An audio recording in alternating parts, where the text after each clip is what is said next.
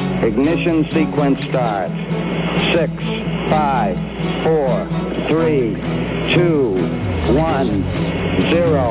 Liftoff. We have a liftoff.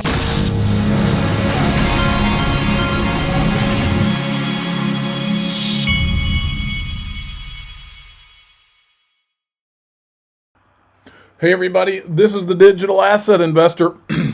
And if I had to say one thing about crypto that I've learned over the last few years, is the hardest part about crypto has been, what can you trust to protect your digital assets? Well, I did the Ledger Nano S thing for a long time and all that, and I've never had any problems. I mean, it was kind of hard to use and all that stuff. But now that I've been in this for a long time and I've spent a lot of time, I know about a lot of companies, a lot of ways you can store your digital assets, all the hard wallets, all the stuff.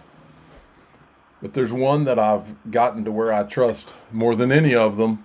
You're looking at the TrustPilot reviews. That's the one for Ledger. Here's the one for Coinbase. They've got a 4.0. But there's only one that I know of that's got a 5 rating, excellent rating on TrustPilot versus all others. I would challenge you to go find a 5. That's with over 6,400 reviews. The early days of iTrustCapital, I know one of the founders, and this guy was, it was almost annoying. I used to talk to him and be like, you ought to see, have you seen our TrustPilot reviews? He was like paranoid about making sure that they were doing everything so that they could keep their customer service rating as high as possible. And the interesting thing is, it's one thing to do that when you're a young company. It's a totally different thing to be able to scale and keep that kind of level of commitment to customer service. And they've successfully done it. That's one of the many reasons that they're my partner. You can, actually, I've got the wrong page here. Anyway, go to iTrustCapital.com/XRP Army and you can open an account. You can open an IRA. You can even roll over a 401k into an IRA you create there. You can open the PCA account. You can now send your XRP right into it. And these guys are at the cutting edge. It's one of the 2 places I keep my XRP. You've seen all these hacks and all this stuff recently. I don't even think about that stuff anymore. And that's what I've been trying to get to for all these years. We got a 297 XRP. The market's at 3.9 trillion. Let's give you a taste of what's coming. This is Sandy Call, head of digital asset innovation at Franklin Templeton. She will be at Ripple Swell 2025. Folks, we're at $3.9 trillion. Listen to what she says. Let it sink in. All I'm doing from now until this happens is accumulating more whenever I have the money available to do so. For our listeners who are investors in the space, what would be your advice to them in terms of what they should be watching for the rest of this year to give them insight and give them the confidence and conviction that they need in their crypto investments? Yeah, so I have to say this to myself every day too. So this is advice I give myself, Jay, is stay calm, stay patient, right? As we've just discussed, the setup for what is coming is powerful. It's so powerful that if you wait until it's happening, you're going to be chasing returns that you are probably perfectly positioned to get today, right? So just be patient. The other thing I always try and remind myself is, even with all the excitement that has built over the past 18 months with crypto and the markets being at record highs in many cases, we've only seen the amount of money in the crypto markets increase from 3 to 4 trillion, right? There is $100 trillion of money invested in the broader set of assets that are today not on crypto rails. Again, just think if 10% of that money moves into crypto and token-based investments, we are increasing the size of the crypto markets by 2.5x, 2.5x, right? So be patient, because the wall of money is going to come, and you do not want to have liquidated and stepped aside before that wall of money hits. Be patient, sit back, sit tight, trust that all of these developments are leading to inevitable behavioral outcomes. Inevitable.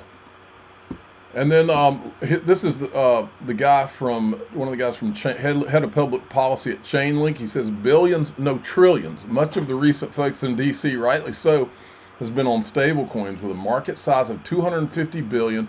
In the next few years, this sum will pale in comparison to the trillions in tokenized assets that will come on chain. Today's NASDAQ proposal to the SEC represents the new world of tokenization that lies ahead. And then I asked CNBC, why not take a Bitcoin Ethereum breather and cover XRP? Why is German financial news giving us the truth while we just get a narrative from you guys? Here's German financial news. Jetzt, wir haben heute Morgen, glaube ich, sind wir bei 301. Ja. Und wir warten auf den Ausbruch.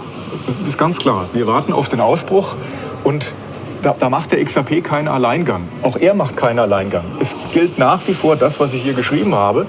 Und wir warten, wie wir es sehen, auf einen News-Trigger, auf einen Market-Trigger, der die ganze Geschichte pusht. Und das Ganze wird dann, wenn es gepusht wird, nicht gepusht durch die Spot-XRP-ETF, sondern wenn der Push stattgefunden hat, wird dieser Push verstärkt durch das, was wir möglicherweise im Oktober sehen werden, speziell beim XRP und auch beim Solana. Wir haben 7-wertige Spot-XRP-ETF-Anträge in der Deadline. Für den Oktober. Für den Oktober. Das heißt, da gibt es seitens der SEC kein weiteres Aufschieben mehr. Das heißt, zwischen dem 18. und dem 25. wahrscheinlich wird die SEC ein Datum nehmen und sagen, da werden dann alle gleichermaßen, wie das damals auch beim Bitcoin und Ethereum der Fall war, freigegeben. Und dass die Nachfrage nach einem solchen Spot-XRP-ETF relativ groß sein dürfte, hat man gesehen anhand des Future Tradings bei der CME Group. Da ist der XRP Future rekordverdächtig erfolgreich in den letzten 3 Monaten gehandelt worden. Und das ist eine gute Implikation auf das, was da kommen wird. Aber they get it in Germany, don't they? Check this out. This is a great chart right here, folks. Look where they say we are in crypto. Tech enthusiasts, I would say we're at the beginning of the beginning, folks. I talk every week to my friends, even my friends that bought XRP a good while ago. They really don't understand it. They're just listening to me talk about it, and it's kind of like, you know, their eyes glaze over. They don't really grasp what they hold, but that's okay. They still hold it, but they don't grasp really what's coming, the tokenization of real world assets and all that. They will, but they don't now. All of these people, pragmatists, conservatives, skeptics, you know, older people, retirees, all that, none of this is even here yet. We're so early. It's hard to even put into words how early we are. And many of us that have been here for a long time, it doesn't feel that way, but it is. And you're about to find out how early you were. Fidelity has predicted 1 billion XRP, so I ran that through AI. I said, well, let's say Fidelity's right, and Bitcoin's $1 billion by 2038. Predict what XRP would be. It predicts $25,000 XRP. Not me predicting it, it's AI. Grok on X predicted it. And then right now they're continuing to carry the Bitcoin narrative, but if they're talking, listen folks, while these people talk about where Bitcoin's going, just remember, it's all relative. When Bitcoin gets to these prices, the real utility digital assets like XRP are not just going to sit there. What do you think the ideal portfolio is supposed to look like today? We're surrounded by investors. We're surrounded quite literally by financial advisors who are thinking about that. Retail investors who are watching. I mean, what does it look like today? Very different than the past. So maybe I'll start with the equity market. I mean, the first thing I would say, we're going through the most extraordinary technology dynamic I've ever seen before. I would stay long equities. By the way, you can buy volatility very cheaply to manage your exposure. I'd stay long equities oriented to where growth in technology is. In fixed income is amazing. You're still clipping 6%. Would I stay 5 years in on the curve? I'd still clip that coupon. We're extending a little bit out. And then, quite frankly, I mean, there's some interesting things to do in privates, bespoke markets. And I think hard assets have to enter the equation today. Gold, Bitcoin, things that give you a little bit of ballast in the portfolio against potential for currency depreciation. When you talk about Bitcoin should be part of the portfolio, what kind of percentage are you thinking about? Is it a 5%, which generally seems to be what people are talking about, more or less? It seems high to me. So I run our global allocation fund. Mm-hmm. We're running long equities. We're heavy income. We're running, in the 3 to 5% region on gold. Gold strikes me today as a better currency hedge. Bitcoin tends to trade with vol, tends to trade with the NASDAQ. So we're running considerably lower than that in crypto. I just think it's going to go up, and I think it's a good expression. But 5 seems high to me, but it depends where you are in your life and how much risk you want to take. Well, that's BlackRock. Now here we've got Elon Musk. He forgot to include crypto, but that's what he means. You're in Palo Alto. Let me go to this part. Only noble efforts in this. It's good to have talent is insanely high. The interest payments exceed the Defense Department. War Department budget, and they keep rising. So if AI and robots don't solve our national debt, we're toast. Crypto and AI was designed to handle this problem, folks. And now here's a reminder. Crypto was created to strengthen the U.S. dollar, replace the petrodollar system, prevent World War III. That is the fact, Jack. And this is U.S. Treasury Secretary sees stablecoins as a uniquely efficient channel for boosting Treasury demand, with the Genius Act effectively channeling inflows into government debt. Look at this from Ripple. Demand for XRP products in Canada continues to grow. This is 3IQ. Excited to share investor demand surpasses 300 million XRPQ. So are you noticing the pattern yet? The CME keeps touting the success of XRP. These guys are touting the success of XRP. Everybody who's done anything with around XRP ETFs or futures is talking about how this thing's going crazy. And yet all there is Bitcoin and Ethereum. I mean, if this isn't some orchestrated thing, come on, folks. But ultimately, you're telling me BlackRock's just ignoring all this? Come on, folks. It's obvious where this is going. Okay, Michael Saylor did one of his Bitcoin slideshows yesterday, and in the slideshow, he's trying to talk. He had a whole slide dedicated to how the crypto industry has embraced Bitcoin. So he's trying to leverage all the other players in crypto to say, see, they all like Bitcoin.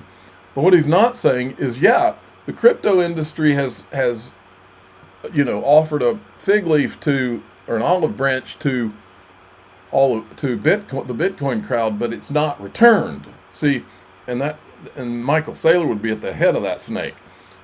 In fact, Brad Combs told me, I may have told you before, Brad Combs told me that he was going to do XRP Las Vegas at the Venetian, where Bitcoin Las Vegas is. There were open dates to do it right after the Bitcoin conference. The Bitcoin conference people did a thumbs down on it. And so the Venetian had a policy where if there's a big conference, they get to say who can and cannot have conferences. So they are not reaching out to the rest of the industry. The industry is trying to make the effort, but Michael Saylor is not. And I said, prove me wrong, Michael Saylor. Come to XRP Las Vegas 2026. And the crypto industry in general, it went from a lot of infighting to being largely aligned at this point. And I think there's an appreciation amongst the crypto networks, the token, the DeFi, the crypto exchanges, the Bitcoin advocates, that the entire industry is better cooperating with each other than they are fighting with each other. And following November, I just saw a remarkable alignment of interest and a coalescence of a formation of a coalition. This coalition, the entire crypto industry, is probably the most powerful political actor in the space right now, because they can marshal something like 50 million voters, and they're just so distributed and diffuse in their influence, and also very aggressive in driving this forward. So the entire industry has become very politically active. Yeah, we're politically active, but like I've said 1,000 times, I want a level regulatory playing field. I want all digital assets, including Bitcoin and Ethereum, to succeed. But I don't want them to succeed while they've got a regulatory monopoly. I want them to succeed when there's a real free market and there's real competition. The market you've seen all the way to this day is one big lie, and they know it. This, just to reiterate my point, this was Michael Saylor when Gary Gensler was in power. By Bitcoin. The conclusion is you should sell the altcoins. Everybody is overestimating the potential of the altcoins, and they're underestimating the potential of Bitcoin. The value of true digital property that is decentralized, that is a commodity, that is within the regulatory framework, is huge and underestimated. And over again, what the regulators are telling you, like these are direct quotes from Gensler yesterday. Stable coins may well be securities. Some tokens are commodities. Many of them are securities. DeFi is decentralized in name only by Bitcoin. Okay, that's who he really is. All right, we're going to go into DAIXRP.com. This one's going to be interesting. That's the Patreon. If you'd rather join through YouTube, click join below any of the YouTube videos, or you can join through X by hitting the subscribe button. Today we're going to do something interesting. We're going to talk, we got more stuff, but I'm also going to talk about one of my favorite, quote, conspiracy theories. As you know, conspiracy theories always seem to end up being the truth. This is one of my favorite conspiracy theories. I'm not saying it's true. I'm just saying it's very interesting. You're going to like this one. I'm the digital asset investor. I'm not an investment advisor. This is for entertainment purposes only. Please subscribe, hit the like button, tell your friends and family. Away we go.